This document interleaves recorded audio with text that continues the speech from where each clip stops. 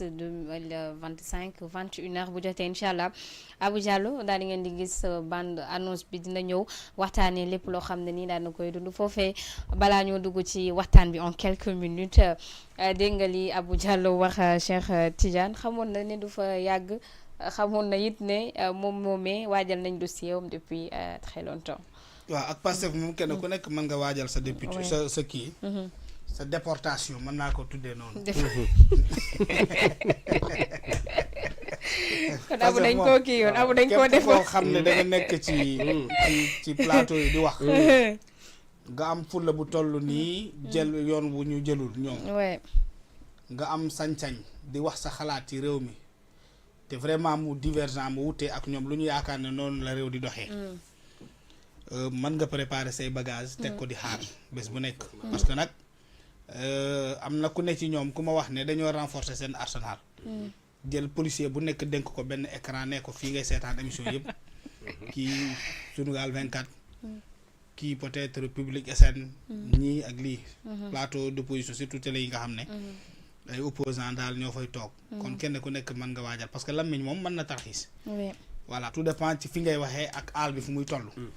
Abou Diallo, c'est un homme que je respecte beaucoup. Je te disais tout de suite que Manak Mom, on se connaît pour des combats que nous avons portés pour cette République-là. Dans Ne touche pas à ma constitution, ensuite la naissance du M23, l'arrivée au pouvoir du PDS. Mon une personne très constante. Parce que je me rappelle, les doyens là de Alutine, à l'époque, quand Macky Sall est venu, il y a eu un débat entre rester dans l'opposition comme sentinelle ou bien aller soutenir le président Macky Sall parce qu'il venait d'arriver au pouvoir. ñoom paa yi ñu dem ñoom abu yi ak kii di Abdourahmane Sow ak ñun ñi ñoo taxaw ñu ne mukk ci àddina duñu dem ci nguuru Macky Sall. dañuy taxaw défendre la République rester des sentinelles. alors ñoom ñu téye M23 ci sous leur impulsion ñu créé COS M23. dindi le 2 commission orientation et stratégie du M23. ñu dindi du bi. Ce déterminant là bàyyi noonu comme Miscos M23 parce que boo defee durée da nga koy moomale M23 bare. donc il était là quand même c'est quelqu'un qui a été constant. Et je pense qu'arrivera le moment où il servira ce peuple là. Voilà, parce qu'on a besoin de gens comme lui à l'Assemblée nationale. Mais il faudra qu'on s'organise, Djibi. Il est temps de mettre sur place quand même le vrai front pour la défense de la République. Parce que pas yi nekk fii amuñu njëriñ. loolu dëgg neexul a dëgg nag. la vieille garde là. elle doit aller à la retraite. et le Pastef ne les écoute plus, ne considère pas ce qu'ils disent. C'est de cette jeunesse là qu'il faut organiser. Vous avez cette responsabilité là. Parce que autant que tu as une responsabilité d'enseignant, de formater, de former le nouveau type de Sénégalais, le vrai nouveau type de Sénégalais, c'est comme ça que tu as besoin aussi de contribuer à la mise en place d'un front qui puisse faire face à ces tortues numsa qui sont là, qui pensent que tout est cinéma. Mais c'est ça, ils pensent que tout est cinéma. Ils pensent que dans la vie, c'est la chorégraphie. Par exemple, ce qu'on a vécu au Grand Théâtre hier. Mais c'est de la théâtralisation de l'action politique. Tout a été monté en toutes pièces. Cette fille qui parlait, Ousmane Sonko qui faisait le malin, ainsi de suite, ainsi de suite. C'est du populisme. Mais je sais pas, on ne tient pas comme ça une république. Il est temps maintenant qu'on connaisse ces vraies forces qui seuls peuvent faire face à ces gens-là. Ces gens qui ne pensent pas, qui ne savent jusqu'à présent pas que ñoom réew la ñu yor. dañ leen dënk moomelu ñëpp dañ leen dënk loo xam ne amuñu droit di ko def seen mémoire bopp parce que encore une fois Bassirou Diomaye Faye ni Ousmane Sonko n'ont hérité d'un bien de leurs parents. réew mi réewu ñëpp la. boo moomee lu ñëpp moom. quand même il faut nga am benn posture boo war a yor. te boo ko amul nag. il faut que des gens comme Djibi comme Abou Diallo comme Kandé comme Abdou Nguer comme les autres ces voix-là. xam nga nag dëkk bi nag neexul ba neexul gis nga amoon na benn jamono fi Djibi. bu ñoom Sonko ñëwee ci nguur gi. paa yëpp dañoo daw. ñëpp a daw. Aïssatou Diop Fall mii mën naa ko tudd moo fi am fi taxaw opposé wu. ne leen déet dëkk bi moomal leen ko. mu ne la ñu noppiloo. Abou Diallo mii ci la bokk. Djibi Ndiaye mii avec courage à affronter ces gens-là dans les idées. leur dire que non attention hein. Vous pensez que l'opposition c'est la paire? Non, c'est pas ces gens-là. Vous pensez que l'opposition c'est Barthélémy Diaz? Non, il n'y a pas que Barthélémy. Il n'y a pas que ces gens-là. Mais il y a de nouvelles voix parce que la nature a horreur du vide. Si on n'était pas là au début, personne n'allait oser parler aujourd'hui. C'est clair. C'est clair. Si on n'était pas là, kenn du sañ a wax Pastef parce que gars yi dañoo tiitoon tiit goo xam ne ba léegi nag tiit gaa ngi fi. ba léegi ñu ngi tiit gaa ngi fi de li koy firndeel mooy affaire Farba Ngom bi. ñëpp a ne pàcc pataaral ragal.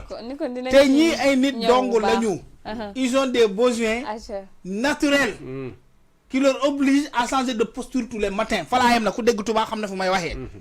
dès l'instant qu'ils sont dans cela ay nit dong lañu. yaa ngi dégg te lu ñu yor moomuñu ko dañ leen ko dénk. bu ñu la dénkee nag ñu lépp moom. le peuple a le droit. à partir d'organisations sociales, politiques, de faire face à vous. Parce que là, vous avez le droit de bien tenir ce qu'on vous a confié, mais vous avez aussi la nécessité d'écouter les gens et de respecter tout le monde. Je pense que tu posture bobu, il faut que tu ci jibi. Ah man xam nga fi may waxé. Jot na quand même Abdou ni ñom Abdou Diallo yi. Leur combat qu'ils portent là parce que ce qui risque leur arriver. Da ngay xex ak gaay yi, kalabanté yi. Ben ngon jot ay nit ñu manam xawma na la koy waxé ay tapet. jóge fee parce que am nañ tuuti weccit ñëw profité lépp jël yóbbu ko ci seen kër di bàkku récupération boobu noonu moom la ñuy bañ moo tax j'appelle à ce front là à ce nouveau front là il faut que l'opposition soit d'ailleurs loolu dinañ ci ñëw ci waxtaan bi inchallah en quelques mots rek kii Djiby retour moom Abou Diallo de demain inchallah oui rapidement ñu dugg ci waxtaan bi je vais m'associer au mot de mon frère Kandé rek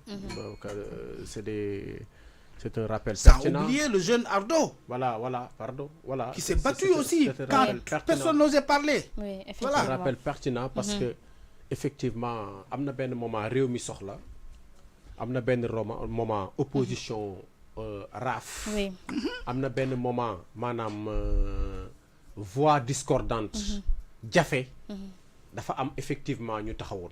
Effectivement. Il y a un moment wax nek risque.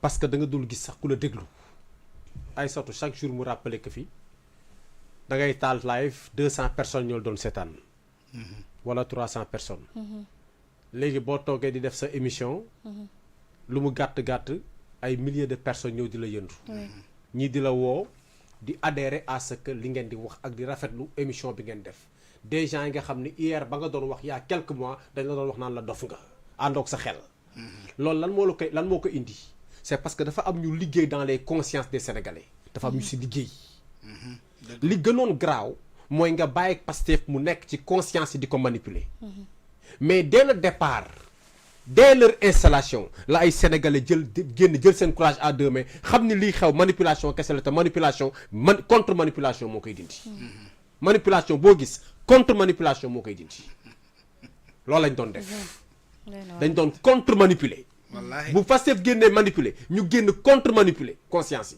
yi yëf yi équilibré équilibre boobu nag ba mu demee ba sore population bi boole ci di xamal boppam di gis di yeewu di remarquer ay fautes mu dem ba xam ni kan rek te dëgg gi nekkul si ñu gagné la vérité n'est pas forcément du côté des vainqueurs parfois les vaincus peuvent avoir la vérité dëgg la faut faire très attention parce que gars dañu yaakaar ni dëgg ki gagné moo ko moom nit mën naa bëre daan si erreur arbitrale wala tappale mooy les victoires là nga xam ne c'est des victoires de honte loolu moo fi xew une victoire de honte la Pastef am victoire u deret victoire u rey ay nit victoire u fen victoire u sosal ay nit victoire u def lu bon fexe ba jël réew si daaneel ay valeur am ba dara desatu fa nga ñëw taxaw tu vas régner dans des ruines si loolu la nekk nii il est obligé de dire que le Sénégal est en ruine parce que ci ay ruines lay obligé régner loolu nag ñun bañ ko comprendre quand dès le départ suñu ay xarit ñenn ñi bàyyi ñu suñu ay mbokk ñenn ñi mere ñu suñu ay am di jàmm ñenn ñu taf ñu suñu ay dëkkandoo d'immeuble am ak ñoom jàmm ay à l'époque dans la commencé la seetaan commencé rocceeku sa diggante ak ñoom mais Sénégal jaral ñu ko parce que boo ñu bàyyee ëllëg ci biir yeneen sénégalais daañu juddu remercier ñu loolu muy dëgg sur loolu la ñu basé wu ñun suñu combat ba tax na ku mel na Abou Diallo li mu doon def bu ko deflu woon tey duñu agsi fii il a fallu que des gens wax ba dugg kaso pour que Pastef xam ni ndekete rupture bi mu doon wax amul que day tëjaate comme Macky Sall ni mu daan tëjaatee bu ñoom Abou Diallo yi dugg woon kaso ay ñoom commissaire Keïta dugguñu kaso ay ñoom Moustapha Diakhaté dugguñu kaso sénégalais du ñu am preuve que Pastef Macky Sall la ko tane Ousmane Sonko ak Diomaye Faye Macky Sall leen tane duñ ko xam parce que il fallait que ay nit wax critiquer leen songu leen dans le débat mais minoriser leen dans ce pays là gêner leen bañ jàpp leen tëj leen loolu dong moo mënoon am pour que sénégalais rendre compte que ne kon waa ji li mu doon woote ci justice du doon dëgg ci moom c'est un dictateur comme tout le monde loolu fallait que mu am moo tax ay Abou Diallo seen dugg kaso c'est une victoire parce que ça a permis de démasquer ce régime mooy li Marguerite Yourcenar doon wax à la longue le masque devient visage ñii tey seen masque dafa daanu li ko daaneel mooy ñii ñuy jàpp nii saa yi ñu jàppee nit am na une partie d'eux qui se révèle aux Sénégalais saa yi ñu téye nit am na seen benn fen bu feeñ saa yi ñu yàqalee nit dugal ko ci kaso wala jël ay alalam wala dara am na seen bëgge ak seen benn soxor bu feeñ te loolu mënu woon am tant que action yooyu amul. loolu leer na jërëjëf ñu naa nag sóobu nag ci waxtaan bi comme ni ngeen gisee